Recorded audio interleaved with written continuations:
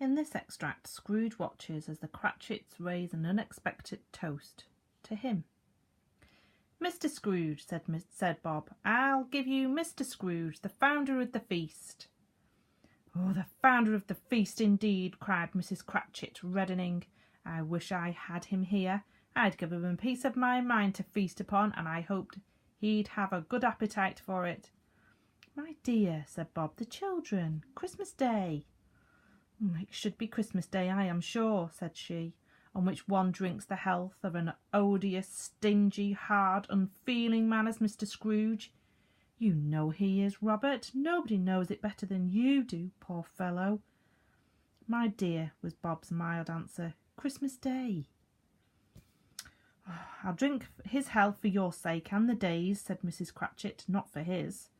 Long life to him. A Merry Christmas and a Happy New Year. He'll be very merry, very happy, I have no doubt." The children drank the toast after her. It was the first of their proceedings, which had no heartiness.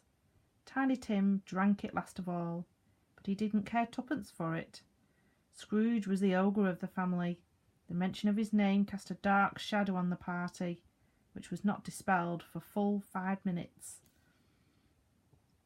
After it had passed away, they were 10 times merrier than before, from the mere relief of Scrooge, the baleful, being done with. Bob Cratchit told them how he had a situation in his eye for Master Peter, which would bring in, if obtained, full 5 and 6pence weekly. The two young Cratchits laughed tremendously at the idea of Peter's being a man of business, and Peter himself looked thoughtfully at the fire from between his collars, as if he were deliberating what particular investments he should favour when he came into the receipt of that bewildering income. Martha, who was a poor apprentice at a milliner's, then told them what kind of work she had to do, and how many hours she had worked at a stretch, and how she meant to lie abed tomorrow morning for a good long rest, tomorrow being a holiday she passed at home. Also how she had seen a countess and a lord some days before, and how the lord was much about as tall as Peter, at which Peter pulled up his collar so high that you couldn't have seen his head if you had been there. All this time the chestnuts and the jug went round and round, and by they had a song about a lost child travelling in the snow, from Tiny Tim, who had a plaintive little voice and sang it very well indeed. There was nothing of high mark in this. They were not a handsome family. They were not well dressed.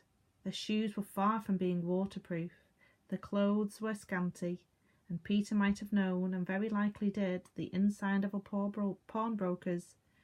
But they were happy, grateful, pleased with one another, and contented with the time. And when they faded and looked happier yet in the bright sprinkling of the spirit's torch at parting, Scrooge had his eye upon them, and especially on Tiny Tim, until the last.